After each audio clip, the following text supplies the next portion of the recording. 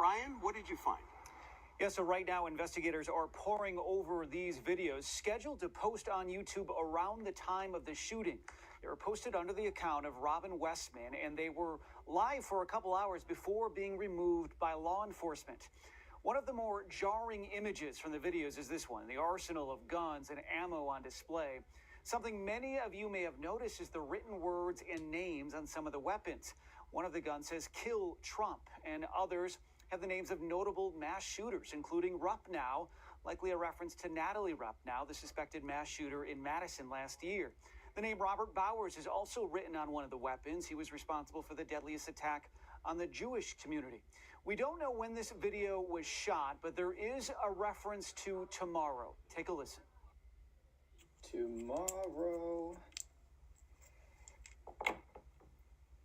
I'm sorry to my family. But that's it. That's the only people I'm sorry to. Those kids.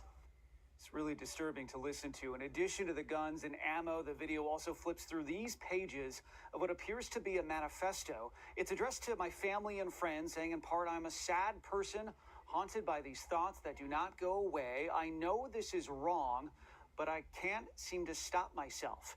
In another video, this one, Westman shows a different letter written in another language, and ending with this map.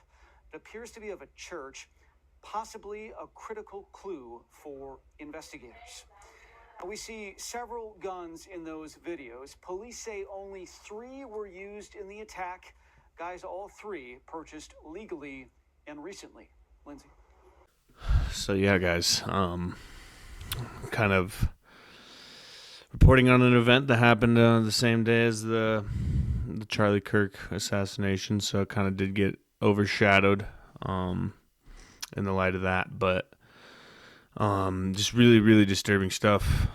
And yeah, this really just comes down to, it's just a great example. I really wanted to get into this topic because it's a great example of demon manifestation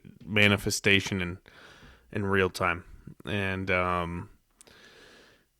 as you can see, the quote at the end was it's heartbreaking. I mean, obviously I don't show a lot of sympathy and empathy, but it's very sad that someone can be dealing with all these things, dealing with all this, the heavy weight. I can't find the video, the uncut, uncensored video, and I surely couldn't put it on YouTube, but the video of this person going through their pregame thoughts, their plot.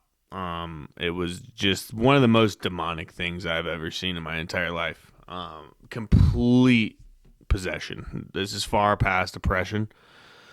Complete and utter possession of a human being, completely tormented by demons, and a lot of them. I cannot even get the picture in the journal where they depicted themselves looking in the mirror and seeing a reflection of Moloch, which, if you don't know what Moloch is, it's a biblical demon who people sacrifice their children to. So really disturbing stuff, but clearly possessed by the spirit of Moloch and probably a legion of others, because it's the creepiest thing I've ever seen, and I don't encourage you to look it up, but it gives you a really, really good insight of what the spirituality of the nature that's going on here. And it just, the part that makes me sad is that clearly this person is undergoing torment, and we as a society don't offer answers. And the answer is Jesus, and we have to preach the spirituality of the Bible. I mean, this is what I was trying to say in my first video, is that we're losing our spiritual authority over this darkness, and it's because we're not teaching, and we're not equipping people with the armor of God, if you will. So we need to make this known, and we need to have people that are willing to go fight in the trenches of the spiritual war, the war that matters, the war that we are in regardless of whether you believe it or not. And I don't want to go into too much of that right now, but you got to ask yourself, well, this person was trans, and I mean, we have to ask ourselves what type of energy and what type of fruit that type of thinking reaps, and it has not been very positive, and it has not been. It's pretty easy to tell that these people struggle mentally, and I mean, I'm not here to speak for everybody, but it's clear that it's something that does need to be discussed, and people need they don't have a strong church in America to go get help, go get deliverance. A lot of people just think that this is black and white, man, and it's not. It's super layered, it's super deep, and these people need Christians to be able to go to and get real solutions and real help. I feel like a lot of people don't feel like that's true. I mean, obviously, if you read some of those magazines and some of those inscriptions on the gun, they're extremely demonic and they're very blasphemous. There's videos of that individual putting Jesus on the target for target practice, and so it's obviously super direct. It's to direct who these demons were channeling the hatred out of this person towards Jesus, and that it's very clear, it's very evident, and I think it's a really good learning lesson. I mean, if we have history repeats itself, if we don't learn and we don't change, we don't adapt. But it's disappointing that us as a church aren't equipped in the spiritual realm to see and help these types of people. I mean, it's just sad that, and this is the repercussion when you let demons have their way. They target weak people, and people that aren't just like you and me. I mean, at one point I was extremely oppressed demonically, and it's because I didn't have the right protection. I didn't have the answer. I didn't have the Bible. I didn't have Jesus in my life to turn to get wisdom and to get protection. I mean, if you walk around with the authority of Jesus, these demons aren't touching you. And that's what I was saying. We need to walk confidently. We need to walk strongly. We need to walk boldly, so that we can be a beacon where these people can turn to us when they're going through this type of thing. And it's not going to work every time. There's certain people. Some people are bought into the dark, but it's just so widespread, and we need to be better equipped to fight that, to fight the spiritual war we are in, and that we claim to be on the side of the victor. So we need to be equipped, and we need to see these types of things. We need to not shy away from these types of people. We need to go in, and I mean, we need to help them, and they need to have a place to turn to where they can get love and grace, but also answers and truth and you give them Jesus, I promise you they will get results. But yeah, we need to know, we need to learn.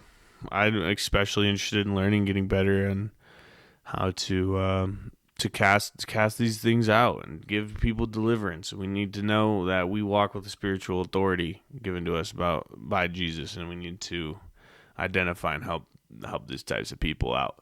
It's devastating.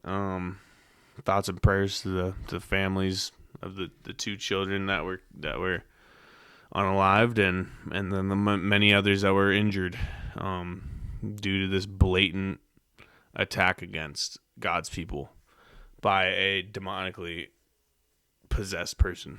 So we'll see. It'll be interesting how this approaches, and not to get political, but this probably won't be a hate crime, because it's never a hate crime when it's towards Christians. It's a very arbitrary, loose thing, but it's never towards Christians. It's never hate crime. It's always, but this is point blank period the most blatant example of demons using a possessed human being to take out an attack on the people of God. So prayers and condolences to the family members. I hope that they can get peace through God in this really troubling time. But yeah, I just wanted to talk over this because it did get overshadowed just a horrific day in our country's history. But it's very important that I saw some of the manifesto stuff. I saw some of the journal entries, and man, it was so demonic, and it's so blatant. But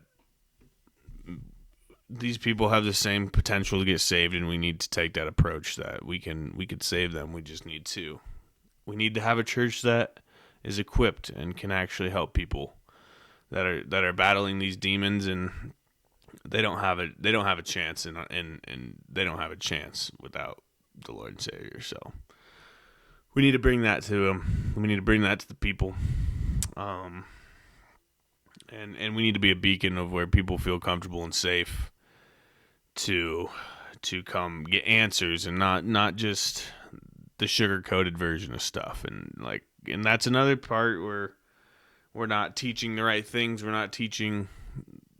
Everybody's getting so heavily indoctrinated that this Bible thing is a fairy tale. No, man, it's not. It's real, and it's time to get real. And it's time to wield the truth and get it out there, so people have a better chance of winning their souls and fighting off these dark, devouring spirits from the pits of hell that want to see this type of stuff, and that want to devour people, want to see them sick and in pain and hateful and etc. etc. So